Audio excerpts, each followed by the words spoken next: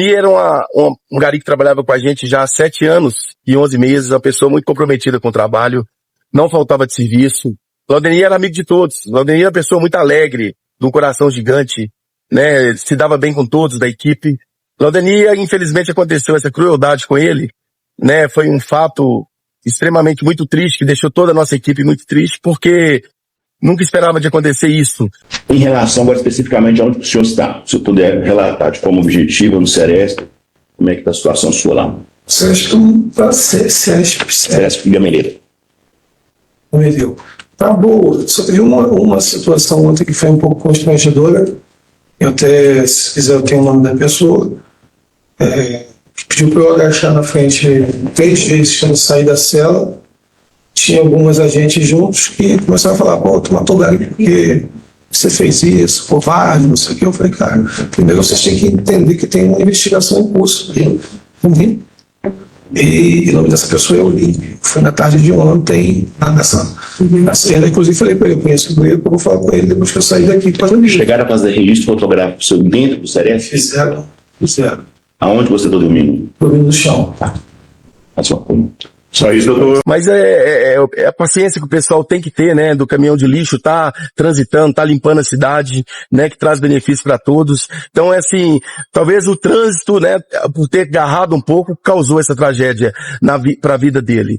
Mas foi uma coisa que não teve discussão, não teve briga, né, a equipe é preparada para tratar bem a população, e foi simplesmente, eles tiveram ameaça e arranhasse o carro, o autor do crime falou que ia atirar em todo mundo, né, e o autor do crime entra no carro, vai pra frente, depois volta, e vocês estão duvidando de mim, aponta para o motorista e já atira na barriga do Laudeni, aonde que ele vem a ter óbito, né, foi socorrido, mas não conseguiu, né, que o pessoal cuidasse dele no hospital, já chegou sem vida, mas a gente está aí querendo justiça nesse momento, né?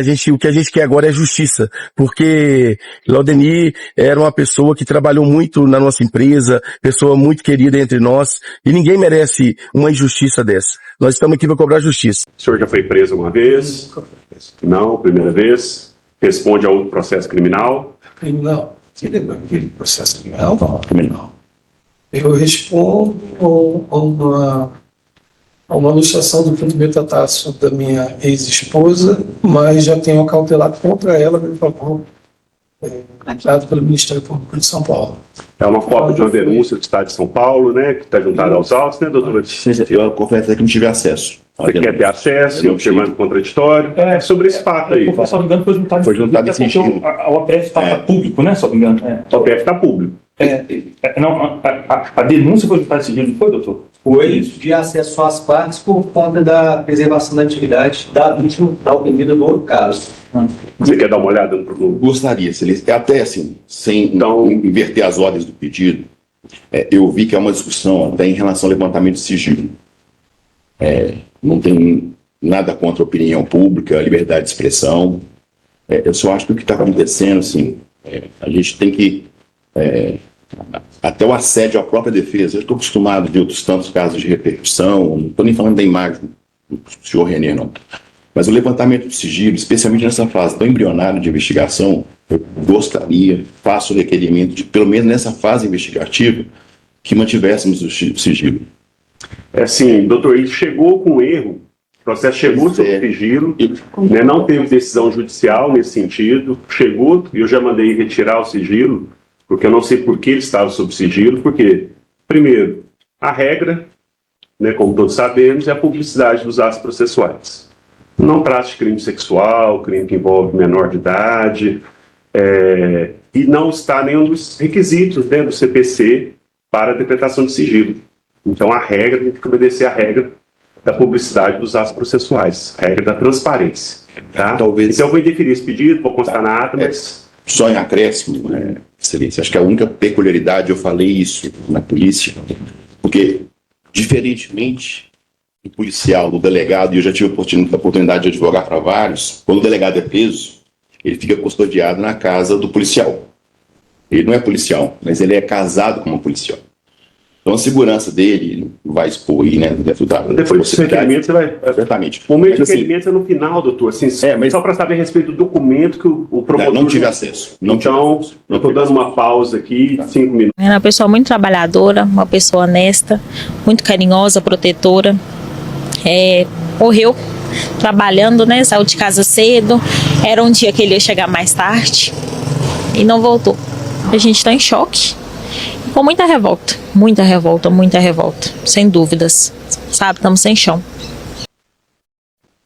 Estão retomando a gravação, foi dada a devida pausa, em observância ao princípio do contraditório e da ampla defesa. A defesa teve acesso, os nobres defensores tiveram acesso aos documentos juntados pelo Ministério Público na presente data, consistentes em uma denúncia ofertada no Estado de São Paulo, que está no Segredo de Justiça, pois envolve violência doméstica contra a mulher, dando preservação à identidade da mulher, e um documento não está sob sigilo referente aos registros criminais do Estado do Rio de Janeiro. Os nobres defensores tiveram acesso, procederam à leitura dos documentos. Tivemos acesso em audiência. Em audiência, sim. Então, observado o contraditório, prosseguindo ao ato, senhor Renê, você falou que o senhor trabalha, deu o seu endereço profissional, você tem algum problema de saúde, toma algum remédio? Remédio para dormir. Toma remédio para dormir? Qual remédio? Clonazepam. Ok.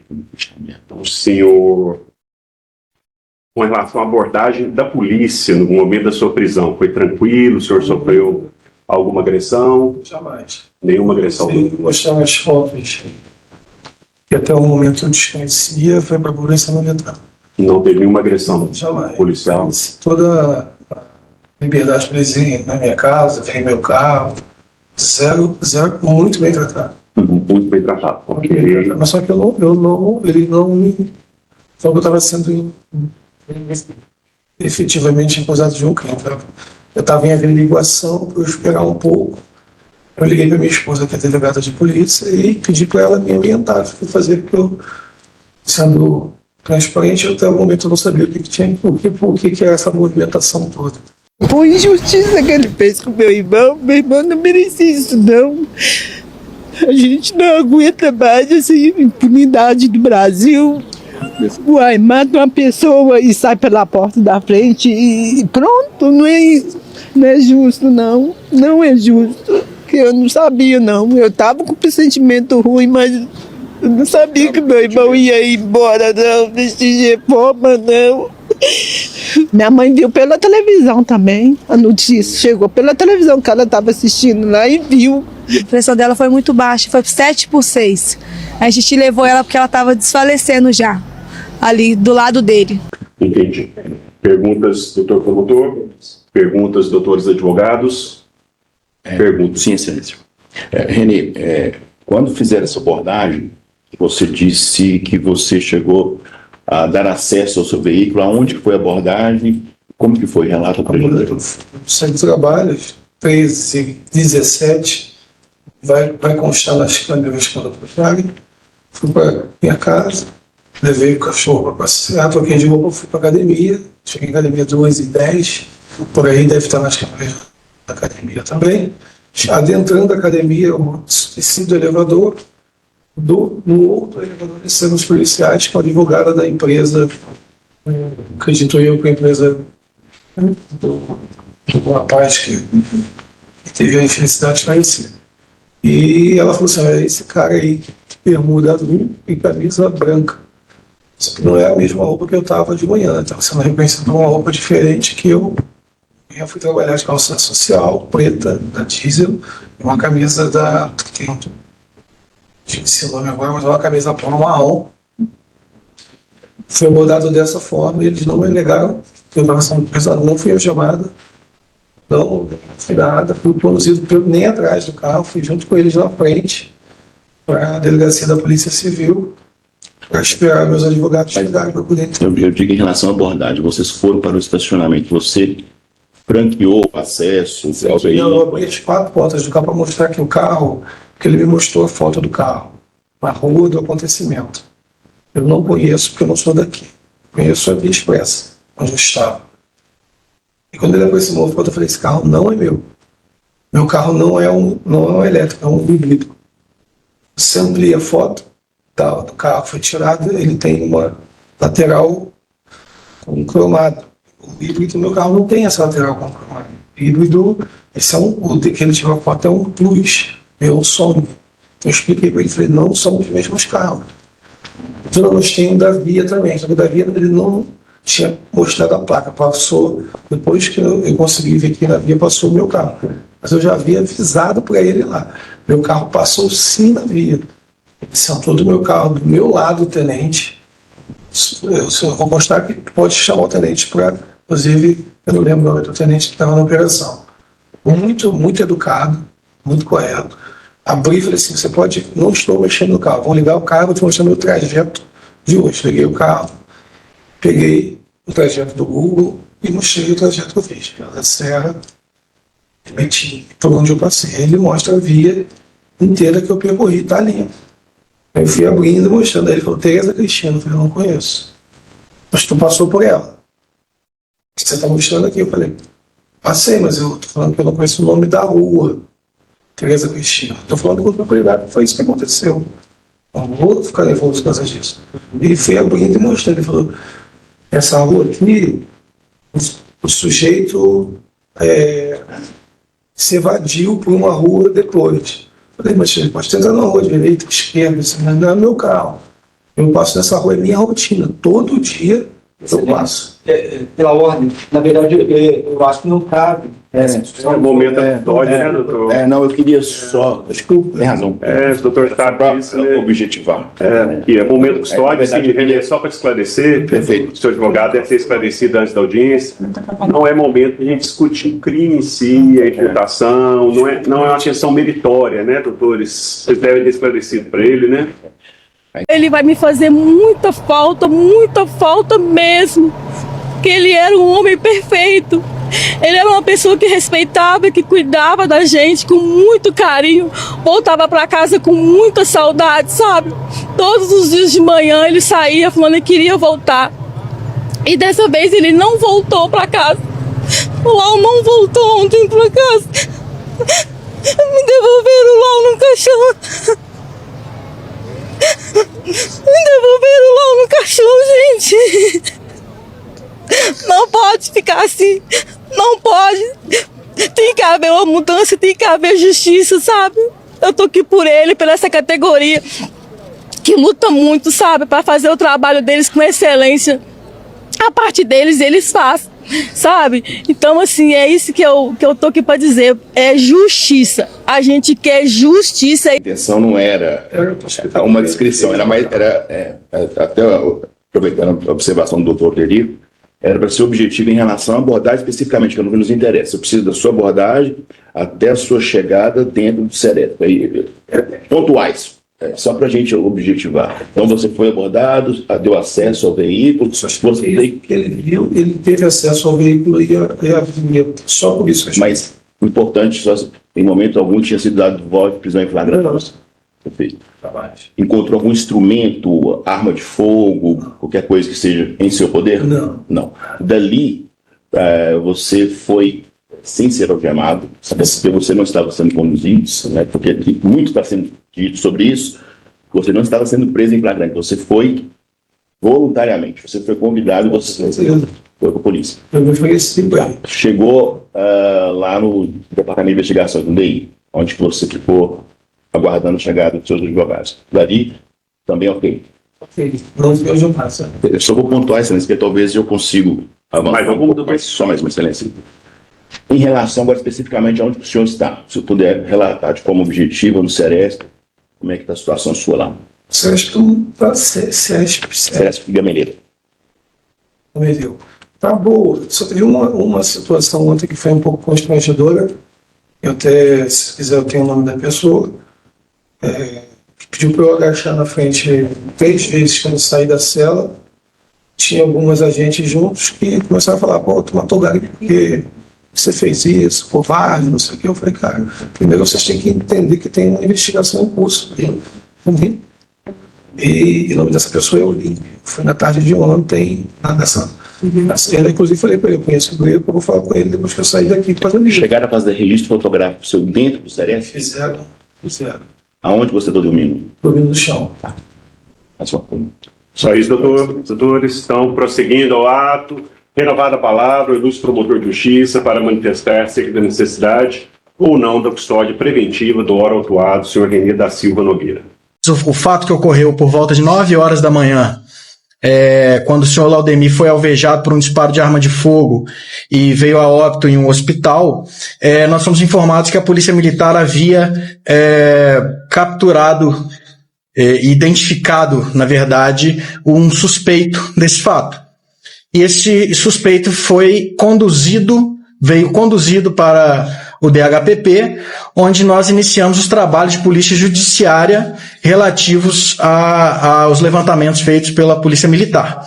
A Polícia Militar fez um brilhante trabalho de apurações por meio de levantamento de informações para chegar a esse suspeito. E trouxe todas essas informações para nós, identificação de testemunhas, por meio das quais nós pudemos apurar,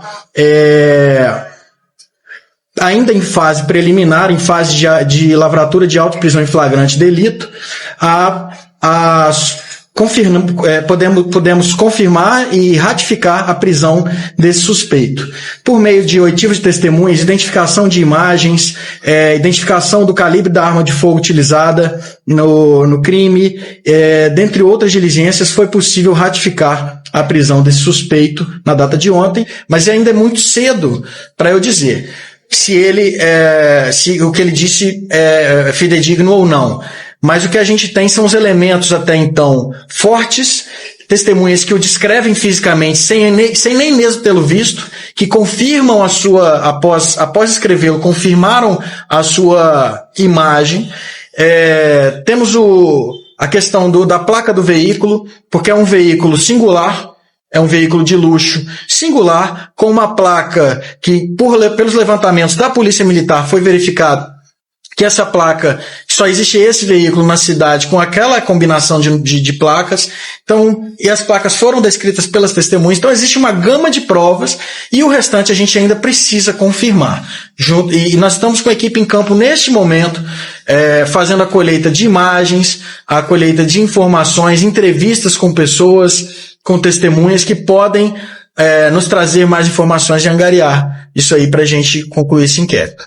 Excelência, obrigado. Bom dia a todos. Renê da Silva Nogueira Júnior, se vê conduzido a esta audiência de custódia, envolvimento em sítio qualificado com motivação útil, recurso por a defesa do ofendido e a ameaça, no entender do Ministério flagrante formal e materialmente regular, referente às hipóteses do artigo 302 do CPP, motivo pelo qual o Ministério Público requer a sua homologação, presentes materialidades, indícios perfunctórios de autoria, sobre a necessidade ou não de custódia cautelar, em pese a primariedade, bons antecedentes do senhor Renê, verifico que o senhor Renê responde a uma lesão corporal grave, cometida em contexto de violência doméstica familiar, uma ex-companheira.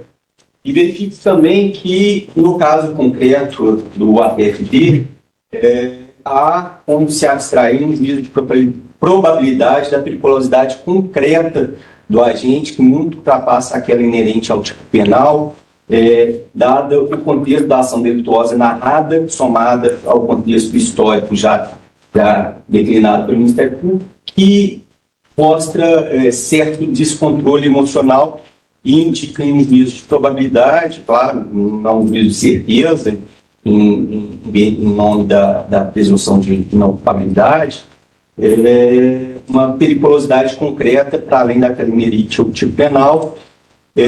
Além disso, o Ministério Público entende que nesse estágio inicial das investigações, quando é necessário ainda coletar maiores elementos, tanto do veículo quanto de câmera de segurança, somada à situação do autuado, que é casado com uma delegada da Polícia Civil, que é necessária também a custódia cautelar, não somente para a garantia da ordem pública, pelos elementos já declinados, que demonstram uma agressividade anormal, como também para a conveniência da instrução criminal. Assim, o Ministério Público requer a homologação do flagrante e a conversão em prisão preventiva.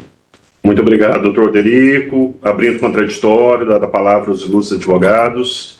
O depoimento dele, ele relatou o dia dele, que ele teria saído de casa, detalhando, inclusive, o horário, dizendo, digamos, minutos quebrados, né, 8 e 7, digamos assim, foi muito detalhista, saiu de casa, contou todo o itinerário que ele fez até a empresa em Betim, contou o horário que ele saiu para almoçar, e esse horário de almoço seria o horário em que ele retornou, que seria por volta ali de 12:30, 1h, em que ele saiu da empresa, retornou à casa dele, teria, segundo ele, no horário de almoço, trocado de roupa, desceu com os cachorros para um espaço em que tem no prédio para ele passear com os cachorros, e posteriormente, com a mesma roupa que ele estava, guardou os cachorros no apartamento e foi para a academia onde ele foi abordado. Essa é, resumidamente, a versão que ele conta sobre o dia dele. Você perguntou sobre o trajeto. O trajeto que ele descreve realmente é o trajeto em que ele deveria fazer para ir para Betim.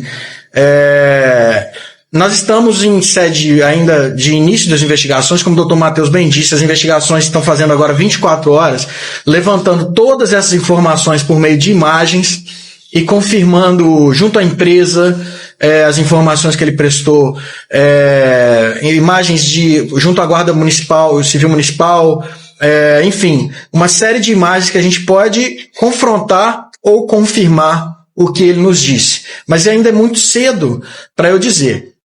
Senhor juiz de direito, presente nessa sentada, nobre representante do Ministério Público, demais presentes, custodiado René. Excelência, a defesa, inicialmente, ela apresenta manifestações em relação a 2 pontos especificamente. Um em relação à própria proposta, o contexto de flagrante, em que foi conduzido e lavrado em desfavor do senhor René, e na sequência sobre esses indicados aqui pelo Ministério Público, os eventuais elementos para justificar uma prisão preventiva. Eu gostaria de começar a pontuar que o senhor René foi conduzido no dia 11/8 e preso por suposto flagrante delito, na hipótese do artigo 302, inciso 4 do CPP, e na oportunidade, sem querer avançar em discussão de mérito, mas a alegação basicamente ela se baseia em provas documentais, que a defesa sustenta exatamente com aquilo que consta tanto do REDS quanto do despacho que ratifica o prisão em flagrante.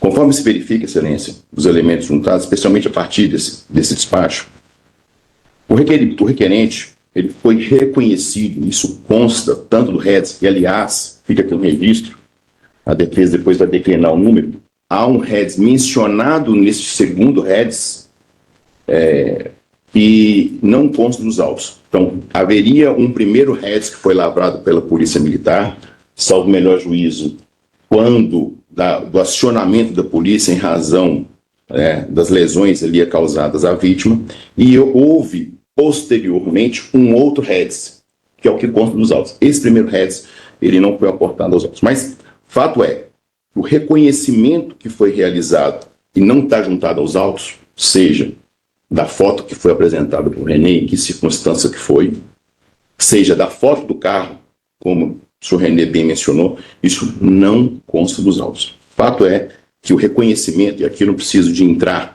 com digressão, até porque todos nós já conhecemos os precedentes do STJ, inclusive já reconhecido em repercussão geral, recentemente, termo repetitivo 1258 do STJ, que o reconhecimento por foto ele não é permitido, especialmente numa situação de flagrante e até mesmo para prisão. Então, após diversas imagens terem sido circuladas pela imprensa, nas redes sociais e tudo, foram apresentadas essas testemunhas que, em tese, teriam feito esse reconhecimento. Então, a defesa questiona a forma que foi feito esse reconhecimento. E a delegada foi conduzida, foi levada até a sede da corregedoria, foi ouvida, e naquela oportunidade também foram arrecadadas na casa da servidora 2 armas de fogo. uma arma de fogo de uso particular e a arma de fogo da corporação. Essa arma de fogo de uso particular, ela está vinculada e apreendida aos autos do inquérito policial que investiga o crime de homicídio aqui nesse departamento, e a arma institucional, ela está vinculada ao inquérito policial que foi instaurado na corregedoria para apuração de eventual infração por parte da servidora. Ela foi ouvida, ela disse que, no primeiro momento, que o seu esposo não tinha acesso a esse armamento, tá? E que, portanto, ela desconhecia qualquer tipo de envolvimento dele em prática criminosa afeta o que está sendo investigado. É importante ressaltar que estamos em fase inicial de investigação, que também foi instaurado um procedimento administrativo disciplinar, correcional, e eventualmente, sendo demonstrado qualquer tipo de responsabilidade, a servidora será devidamente penalizada, né, em âmbito correcional. Da mesma sorte, ao término das investigações desse inquérito policial na corregedoria, eventual responsabilidade causará um eventual indiciamento e encaminhamento desse procedimento ao Poder Judiciário e ao Ministério Público. É importante reforçar esse trabalho minucioso, técnico, isento e imparcial da corregedoria. O papel da Casa Corregedora, assim como do Departamento de Homicídios, é esclarecer a verdade, seja ela qual for, e assim será feito em relação ao homicídio e também as questões correcionais e eventual infração penal praticada pela servidora. Ela segue na função, doutor? Ela segue à disposição da administração pública, segue em sua função regular, porque até o presente momento não há nenhuma indicação da corregedoria para afastamento, tampouco ordem judicial nesse sentido.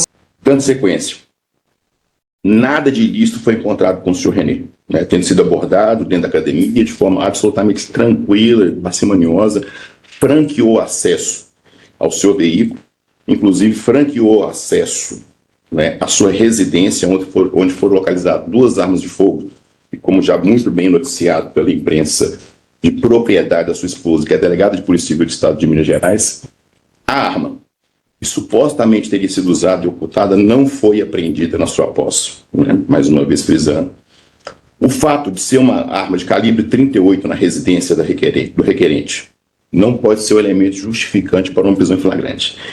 E, aliás, excelência, nesse ponto é importante destacar a defesa juntada. Eu vou ler o trecho, se o doutor Derico quiser ter acesso, mas imagino pelas redes sociais também deve ter visto, uma entrevista que foi dada coletiva, eu esqueci o nome do delegado que fez a referência, mas ele textualmente, durante essa entrevista coletiva que circulou para todos os meios e todos pela internet de um modo geral, lá no minuto 23 e 55 segundos desse áudio, ele faz a seguinte referência, aspas: então, primeiro nós precisamos confirmar se a arma de fogo que estava na casa dela seria a mesma que estava no local. Nós sabemos que tem o mesmo calibre, por isso a importância de continuar a investigação, até porque a arma não foi encontrada no local. A arma foi encontrada na sua residência, no local que é delegado, que disse que estaria. O indício é que possa ser. Então, excelência, naquele momento em que ele foi encontrado, né, que já é a hipótese alargada, né, o doutor Derico muito bem sabe, como professor que é, e doutor em direito penal, a hipótese alargada do flagrante presumido não se encontra aqui na espécie, uma vez que ele não foi encontrado com a arma de fogo. E ainda que assim fosse, aquela arma que foi encontrada, há uma probabilidade, talvez, né, mas isso não justifica o flagrante. E, aliás, é bom que se diga, e eu fiz questão até de imprimir ainda a moda antiga, o que justificaria o flagrante presumido, na percepção do delegado, da outra autoridade de polícia, seria a arma, não consta inclusive do despacho. Em que pese ele sustentar o flagrante com base na hipótese do inciso 4, não há nenhuma referência de que ele foi preso, até porque não poderia ser, porque há uma incoerência entre o que está sendo posto no APF com aquilo que está sendo dito e apurado. Acho que o caso, evidentemente, inquestionável, é de aprofundamento das investigações, e aliás fica um registro que a defesa fez esse requerimento, inclusive pessoal, né, no dia dos fatos, indicando locais, o que deveria ser buscado em relação a imagens, trajetos. Esse requerimento foi feito pela defesa, inclusive um local de destino onde ele ia para se configurar exatamente os horários de onde que ele teve o início do seu dia até o momento que ele foi abordado pelos policiais militares. Isso foi um requerimento feito e, aliás, faremos por escrito novamente. Então, em relação ao suposto flagrante presumido, não há qualquer indicação e o reconhecimento foi feito por registro fotográfico. Essas imagens foram usadas pela polícia para chegar até o empresário. O carro dele, um SUV elétrico, avaliado em quase R$200 mil, aparece entrando na rua onde estava o caminhão de coleta de lixo. Ele chega a parar na esquina. Pouco depois, o gari Laudemir de Souza Fernandes passa com um saco de lixo na mão. Ele vai em direção à rua. Aqui, Laudemir já aparece baleado na barriga e cai no chão. Desesperado, um colega tenta socorrê-lo. Essa outra câmera flagrou o momento em que o carro foi embora do local do crime. O empresário René da Silva Nogueira Júnior, de 47 anos, teve a prisão convertida em preventiva após passar por audiência de custódia essa manhã. Dando continuidade. Sem andamento, salvo o melhor juízo. Senão esse régimen não teria sido encerrado. Então mostra que esse logo após, que é uma exigência da norma, né, que não está presente nos autos. Data máxima dentro. Então, concluindo, com relação ao flagrante, a defesa requer e espera o deferimento do relaxamento da prisão, com fundamento no artigo 5º, inciso 65 da Constituição e artigo 310, inciso 1 do CPP. Com relação aos requisitos apresentados pelo douto representante do Ministério Público, possível prisão preventiva, a defesa não identifica qualquer elemento do status perigo libertatis para que justificasse a prisão preventiva nesse momento. Aliás, no próprio REDS, me parece até que é uma praxe da autoridade policial, ela já faz essa representação em um parágrafo, sem indicar qualquer necessidade, mas aqui endossado pelo outro representante do Ministério Público, a defesa, com base nos elementos trazidos pelo nobre representante do Ministério Público, não vê a indicação de qualquer estado de perigo em relação ao conduzido. É importante dizer que esse mesmo documento apresentado pelo Ministério Público, Excelência, consta uma referência ao indeferimento de uma medida protetiva em relação à vítima.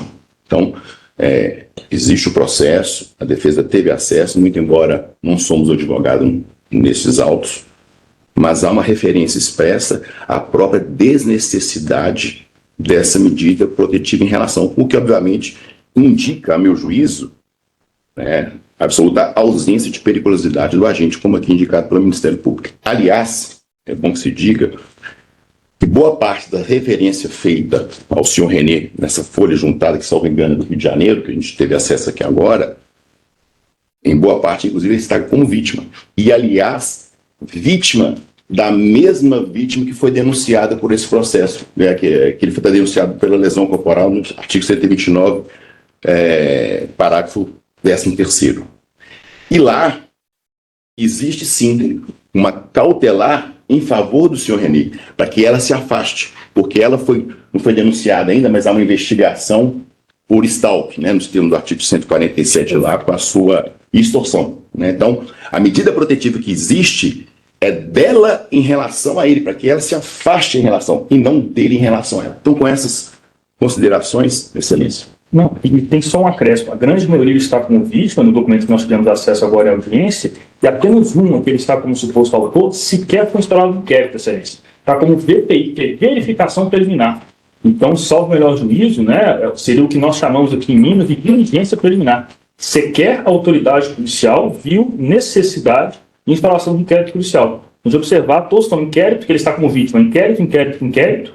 Nesse específico, que é o único, ele está com uma VPI, que seria, salvo o melhor juízo, somos de Minas, seria uma diligência preliminar, não seria inquérito policial. E aí, Excelência, me parece que não há nenhum questionamento em relação a isso, mas o senhor René ele é primário, tem bons antecedentes, tem residência fixa aqui na comarca de Belo Horizonte, casado com uma delegada, como já noticiado aí por todos os canais de comunicação. Se apresentou de forma absolutamente tranquila, disponibilizou, a polícia teve acesso à sua residência, a todas as informações que foram solicitadas a ele, está aqui e irá eventualmente responder todo o chamamento do processo. Então, com essas considerações, Excelência, e diante da ausência, repito, do perigo de liberdades, bem como a evidência de desproporcionalidade da prisão, e especialmente pendente tantos questionamentos que se pode fazer em relação à condução do Sr. René, com base no princípio da própria presunção de inocência, resta configurado o direito à liberdade provisória, conforme no artigo 5º, inciso 61 do Código da Constituição, e artigo 310, inciso 3, combinado com 321, como requerimento. Muito obrigado, doutores. A prisão dele foi mantida para garantia da ordem pública e por causa da gravidade do crime. O juiz destacou que a ação de René foi desproporcional e fria. Após o crime, o empresário foi à academia treinar. O documento também afirma que o empresário tem periculosidade acentuada e total desrespeito pela vida humana. Os advogados de defesa de René tentaram argumentar que ele tem bons antecedentes e residência fixa. Segundo os advogados, o empresário também seria réu primário. Ouvi atentamente as explanações, tanto do Ministério Público como da Defesa. Decido aqui apenas um breve resumo. Minha decisão completa segue no PJE de forma fundamentada por escrito. Imputação aqui ao ora autuado dos crimes previstos nos artigos 121, parágrafo 2º, incisos 2 e 4, ou seja, homicídio duplamente qualificado, consumado e ainda o delito de ameaça, flagrante em ordem, razão pela qual homologo. Inicialmente eu indefiro o pedido da defesa de legalidade da prisão em flagrante, falando que não existia flagrante, pois ele foi preso logo após o cometimento do crime, após a vítima ter sido ferida. Os policiais foram até o local, de posse de características físicas do autuado, características muito precisas, inclusive, a respeito da compleição física dele. Isso tudo elementos indiciários de autoria que nós estamos tratando neste momento processual. Depois, prova de materialidade nós temos uma vítima morta no chão, inclusive com relatórios de necropsia. Indícios de autoria suficientes, várias testemunhas oculares do fato, que viram toda a ação criminosa, indicaram características físicas precisas do autor do delito, bem como, inclusive, características do veículo utilizado para a fuga. De posse dessas informações, os policiais diligenciaram e identificaram o ora autuado. Havendo, sim, nesse momento, elementos indiciários de autoria delitiva, sendo ele preso logo após o cometimento do delito. Então, presente toda a regularidade do flagrante, os requisitos legais, estou homologando o flagrante delito.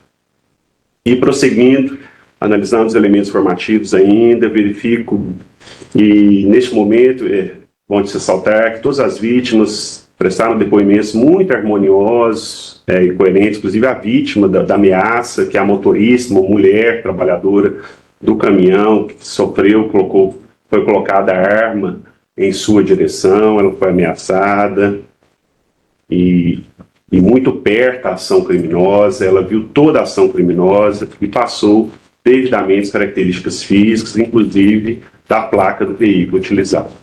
Então, nesse contexto, há sim elementos indiciários de autoria delitiva para esta fase processual, então resta completamente indeferido o pedido defensivo de relaxamento da prisão, pois ele foi preso logo após o cometimento do crime. E verifico, prosseguindo, extrema gravidade concreta dos fatos, as vítimas, sobretudo a vítima do homicídio consumado, estava lá trabalhando, um trabalhador, um gari, prestando, inclusive, um serviço público essencial para toda a sociedade de Belo Horizonte, recolhendo lixo aqui da nossa comarca, de toda a sociedade, e chega um cidadão, a princípio, o autuado, em razão de uma briga de trânsito, querendo passar ali na localidade, de forma desequilibrada e de forma violenta, sai do veículo, ameaça os trabalhadores, que estão prestando serviço público, coloca a arma em direção a uma mulher, a uma motorista do caminhão, falando que vai dar um tiro na cara da trabalhadora. Não satisfeito, passa para o veículo a cerca de 3 metros, volta com a arma em punho, já sai com a arma em punho. E essa notícia aqui que chama muita atenção, parece que o pente da arma caiu. Então, uma pistola, uma semiautomática, ele teve tempo de colocar o pente novamente, dar o golpe de manejo da arma para jogar a munição para o gatilho, para o cano da arma e assim efetuar os disparos. Toda uma dinâmica que mostra a periculosidade social do agente, inclusive, ao que consta, inclusive, foi apreendido, inclusive, uma munição intacta no local dos fatos, pois ele teve esse tempo de dar o manejo da arma, o golpe, para jogar uma munição para o cano da arma. Tudo a demonstrar a gravidade concreta dos fatos, um delito de homicídio duplamente qualificado pela motivação fútil, uma briga fútil de trânsito, ele querendo ultrapassar o veículo coletor de lixo, onde os garis estavam trabalhando, e o recurso que dificultou a defesa da vítima, pois a vítima trabalhando completamente indefesa e sofre um tiro na altura do abdômen e vem a morrer ali no local dos fatos por hemorragia interna. Tudo a demonstrar uma extrema gravidade concreta. Aliás, sempre bom ressaltar, homicídio qualificado, inciso 1 da Lei de Crimes Hediondos, do rol taxativo da Lei de Crimes Hediondos, é um crime hediondo e merece uma devida resposta, né, da atuação do Estado com relação a esse tipo de crime. E ainda responde ao delito de ameaça contra a outra trabalhadora, a motorista do caminhão. E chama atenção, todo esse contexto demonstra a personalidade, a periculosidade social do agente em razão da gravidade dos crimes imputados, a gravidade concreta dos crimes. E ainda chama atenção que parece que depois ele ainda foi, ao que tudo indica, foi preso na academia, quer dizer, comete um crime desse porte, desse nível e vai treinar numa academia. Uma situação assim que merece devida apuração a respeito da personalidade do agente. Inclusive, chama atenção que inclusive o documento juntado pelo Ministério Público, que a defesa teve acesso, responde a outra ação penal, já com denúncia ofertada, denúncia recebida, de lesão corporal grave no âmbito de violência doméstica, onde inclusive o braço da moça, da outra vítima, foi fraturado. Então, todo esse contexto, gravidade concreta dos fatos, reiteração delitiva do agente, eu acolho, para a garantia da ordem pública, eu acolho integralmente o parecer ministerial e converto seu flagrante em prisão preventiva. Despeço mandado de prisão nos termos conveniados e, tendo em vista o relato do órgão autuado de que faz tratamento, usa medicação controlada, determino que se oficie a unidade prisional para o devido atendimento médico e medicamentoso que se fizer necessário ao autuado com a prescrição da medicação que ele já faz uso contínuo. Despeço mandado de prisão, pode levar. Estava muito alterado. Na hora que ele passou o caminhão, ele freou o carro bruscamente, voltou, deu um golpe na arma, o carregador caiu, ele reinseriu o carregador, apontou para a vítima, disparou e foi embora caminhando de forma tranquila, mas com aquele semblante de bravo. Ele não estava normal. Renê é marido da delegada Ana Paula Balbino Nogueira, agora investigada.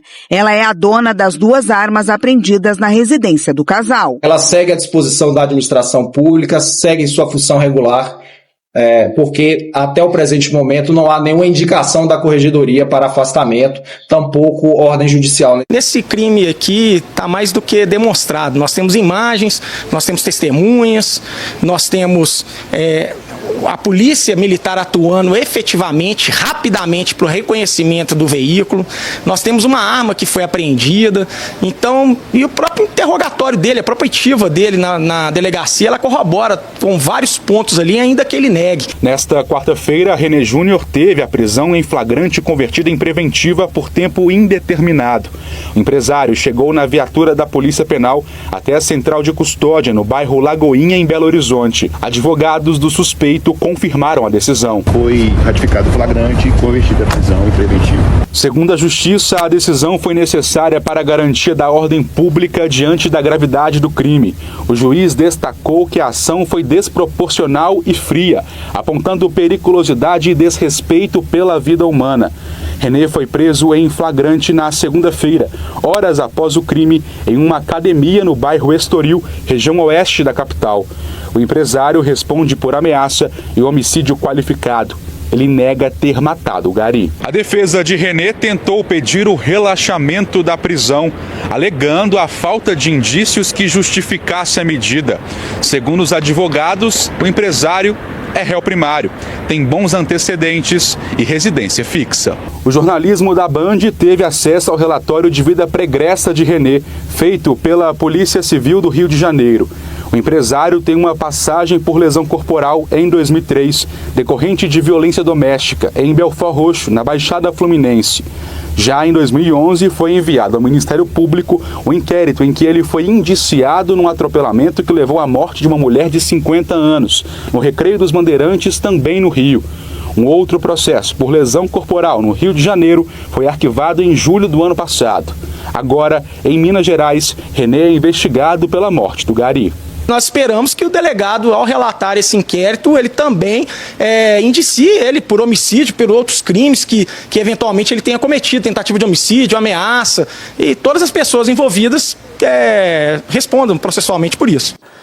Durante a confusão, o primeiro tiro foi efetuado e tal, o carregador da pistola caiu. Ele teve tempo de pegar o carregador da pistola, colocar o carregador e seguir atirando. Ou seja, não foi aquele negócio de ímpeto, sabe? O sujeito vai, agride, pá, vai, agride o outro, ele tira a arma e pá, pá. Não, ele teve tempo suficiente para se demover da ideia. Ele teve tempo suficiente para desistir daquilo. Mas não, ele insistiu, mesmo com a arma já fora de operação ali, ele pegou o carregador, colocou o carregador e seguiu atirando. Ou seja, ele estava consciente do que ele estava fazendo.